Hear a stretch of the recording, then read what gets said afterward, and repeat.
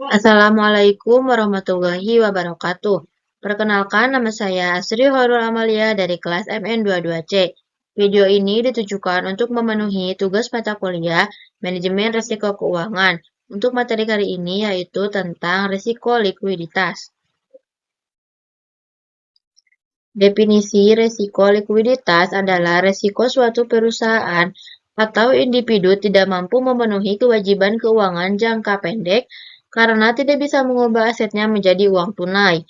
Risiko likuiditas timbul karena ketidakmampuan dalam memenuhi kewajiban yang jatuh tempo dari sumber pendanaan arus kas dan atau dari aset likuid berkualitas tinggi yang dapat digunakan tanpa mengganggu aktivitas dan kondisi keuangan entitas.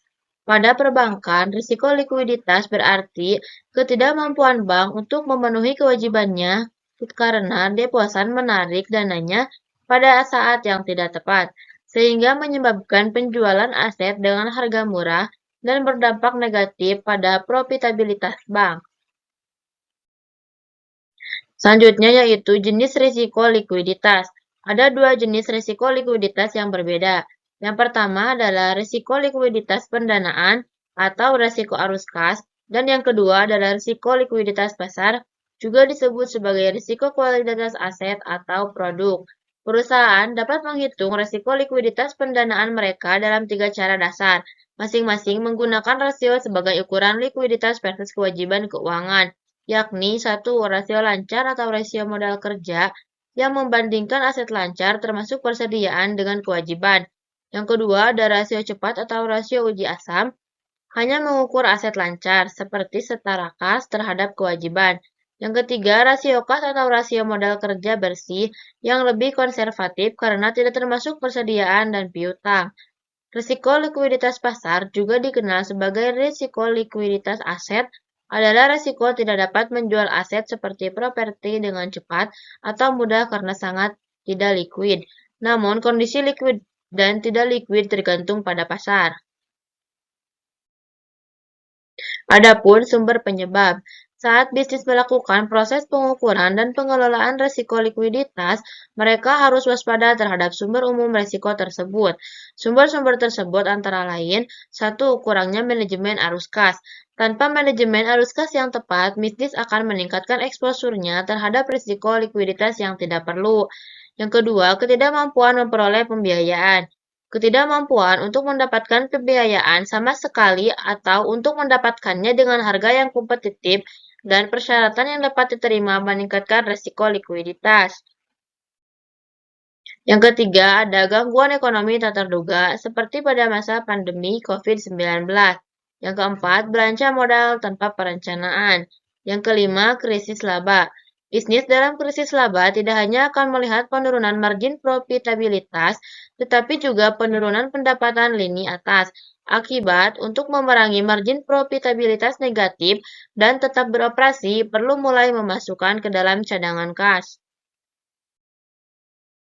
Adapun pengukuran risiko likuiditas, pengelolaan risiko likuiditas mewajibkan pihak bank untuk memanfaatkan dua indikator.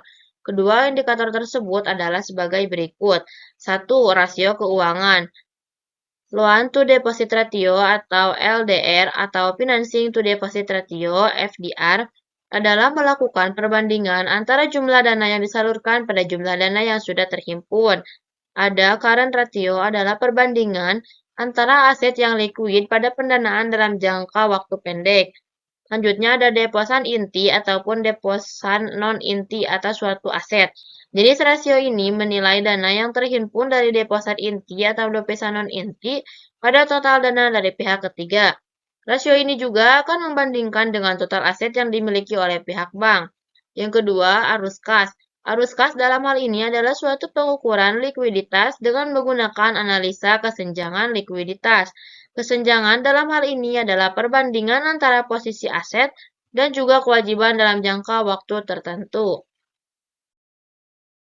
Adapun dampak risiko likuiditas, tingkat risiko likuiditas yang tak terkontrol akan sangat mempengaruhi keberlangsungan sebuah perusahaan. Satu, gangguan operasional. Risiko likuiditas yang tinggi dapat menghambat perusahaan dalam memenuhi kebutuhan operasional sehari-hari. seperti membayar gaji karyawan, membayar pemasok, atau membiayai proyek baru. 2. Kerugian finansial. Jika perusahaan terpaksa menjual aset dengan harga yang rendah untuk memenuhi kebutuhan likuiditas, maka hal itu dapat menyebabkan kerugian finansial yang signifikan. Yang ketiga, ketidakmampuan memanfaatkan peluang atau opportunity cost. Jika perusahaan tidak memiliki likuiditas yang cukup, maka mereka mungkin tidak dapat memanfaatkan peluang bisnis yang muncul, seperti investasi atau ekspansi. Selanjutnya yaitu regulasi likuiditas. Basel Committee melalui Basel III yang selanjutnya merujuk OJK sebagai pihak regulator di Indonesia.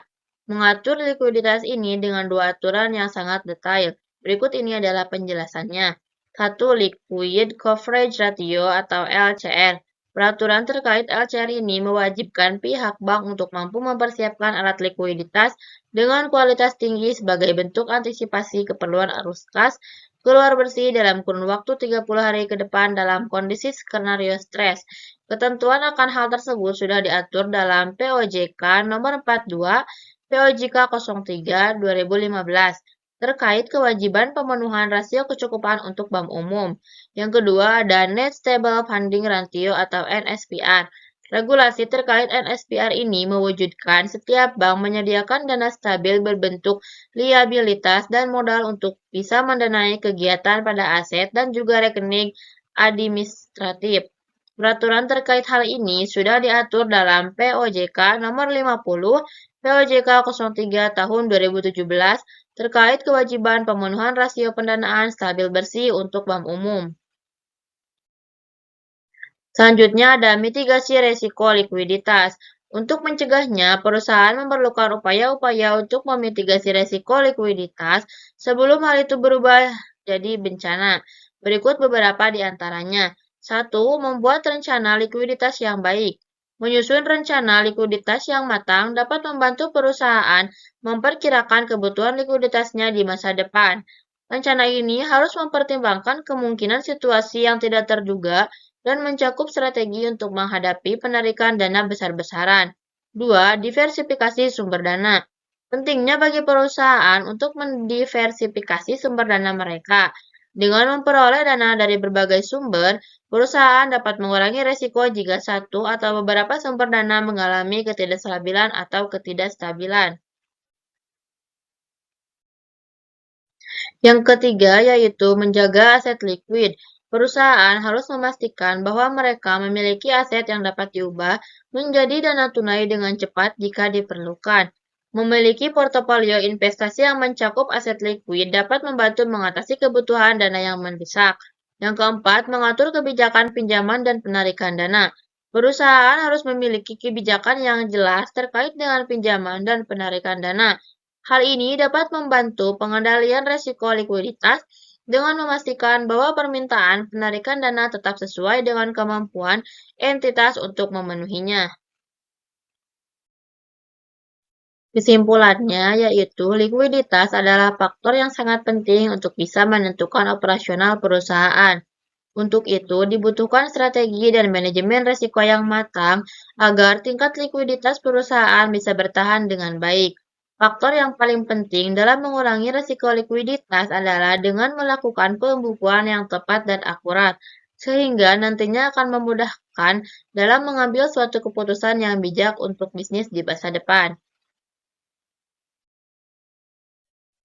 Mungkin hanya itu yang dapat saya sampaikan untuk materi kali ini. Mohon maaf apabila ada kesalahan dan masih banyak kekurangannya. Wassalamualaikum warahmatullahi wabarakatuh.